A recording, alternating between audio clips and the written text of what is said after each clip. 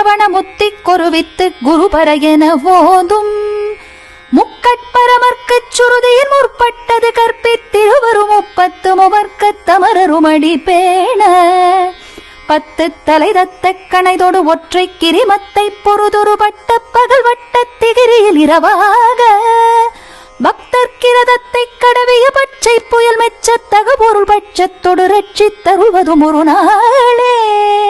தித்தித்தைய ஒத்த பரிபுற நிறுத்த பதம் வைத்து வைரவிதி கொட்க நடிக்க கழுகொடு கழுதாட திக்கு பரியட்ட பைரவர் தொக்கு தொகு தொக்கு தொகு தொகு சித்திர பௌரிக்கு திரிகடக என ஓத